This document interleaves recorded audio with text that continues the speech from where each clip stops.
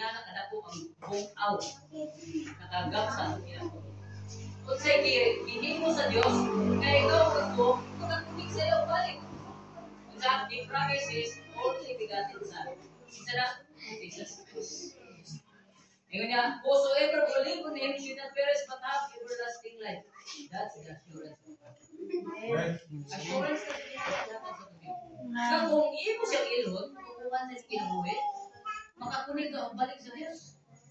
Ang bungaw na langit o ang yutang nagap, ay yutangan ang tulay sa Diyos. Ang cross ni Kristo. Kunang sa atong kinabuhi, si Kristo atong guide. Amen. Nga magdala sa atong kinabuhi sa Diyos. Siya atong example. Sa diha kami ani sila sa kalibutan sa iyang gibuhat, he first obey. Nag-obey sa Diyos. Amen. Ikaduha, he sacrifice. Unsa? Himself. To obey God, musunod sa Diyos, pagsimba sa Ginoo, kinahanglan na tayo sakripisyo. Unsa atong kaugalingon? Unsa ba ingon sa pulong sa Ginoo? Si kinsa man ang magluwas sa iyang kaugalingon, ingon niya, mawad ani.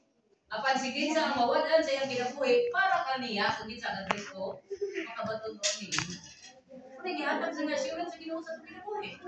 Bisa kung saan na pagpamanikamot na rin kalibutan, biyaan na nato. Tama? Tama yung mulungtad na rin kalibutan. Even this word, ingon sa word na ito, ang tao na rin nga, hindi ka kahoy, abot na rin 1,000 years. Pinaka-tikulang na tao sa kalibutan, ikaduha si Jared. Dito sila? Ito sila. 960? I think so. Hindi ko, nalimod ko. Pinaka-tikulang na babae, si Eve. 1,000 years. Napo ka sila? Isa ba ang naging usara na namatay ni Alex? Pinsa? Ingon niya, kung imo siyang dawaton, nga Dios sa imong kinabuhi, buot pasabot, wala na tayo pag-ako. Kung dili sa Dios, ang tanan. Ang atong paningkamot, ang atong pagbuhat, ihatag na to ang himaya sa Dios. Sa ingon, napulong sa Ginoo, whatsoever you do, do it for the glory of God. Bisa kung sa imong buhaton mo, inom kung taon, himuha sa himayaan sa Dios. Kumusta imong devotion? Kumusta imong prayer?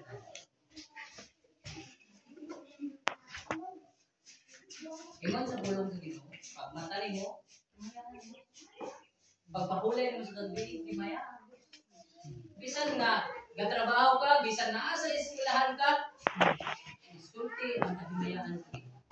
Buhaton sa sabi ingon sa pulong sa Ginoo sa kinabuhi.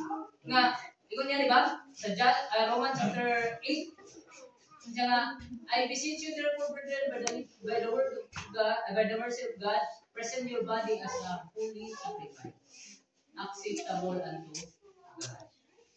Kinahanglan madawat atong kaugalingon.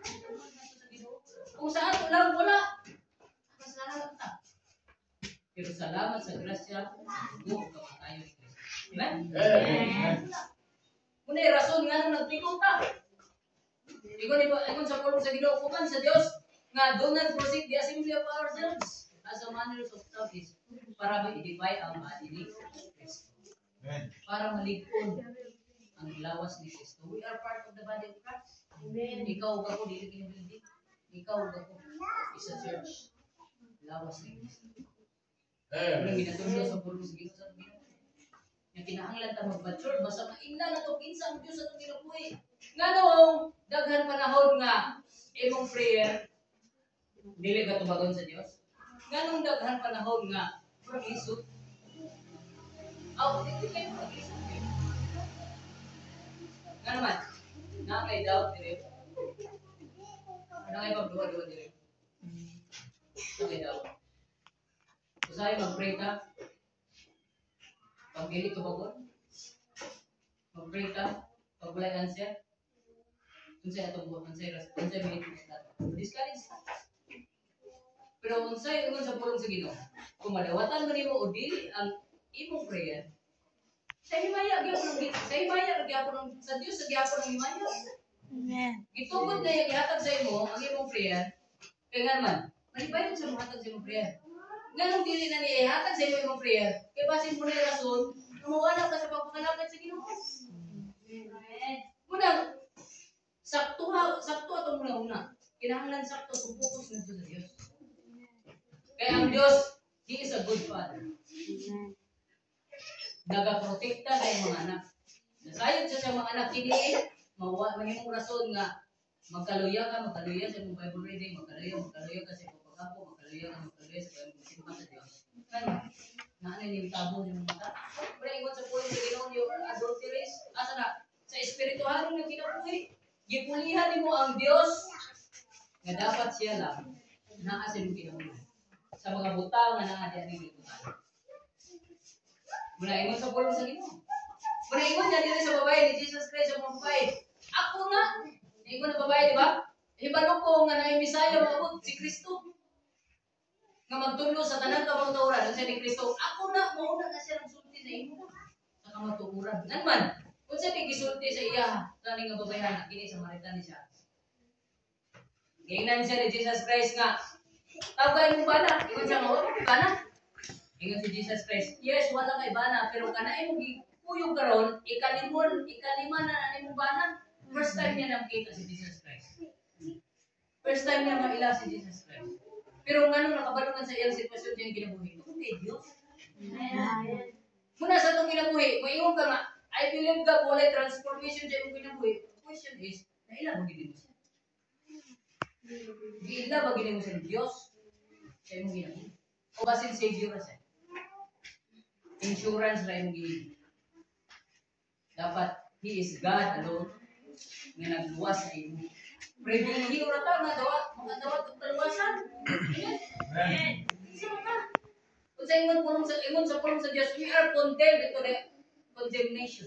Darkness, ingon sa pulong sa Ginoo dito sa everlasting condemnation. Asa na? Sa infierno sa lake fire. God give you a chance. Iniabot ang pulong sa Ginoo sa inyo. Di ba? Sa kadaghan tao sa lubungon, ikaw isang nagtarong sa pulis. Diba? Na ginahayag sa itong kinabuhi nga worship God in spirit and truth sa kamatukuran. Kung siya rin, walay lang. Naiupat ka sayop nga pag-worship. Una, false God. Sayop nga Diyos. Una sila mga Buddhism. Dili na ito rin pala nila. Buddhist. Sayop na siya nga concept sa Diyos. Dili din na siya. Kadwa, they worship God. Nag-worship sila sa Ginoo sa true God, pero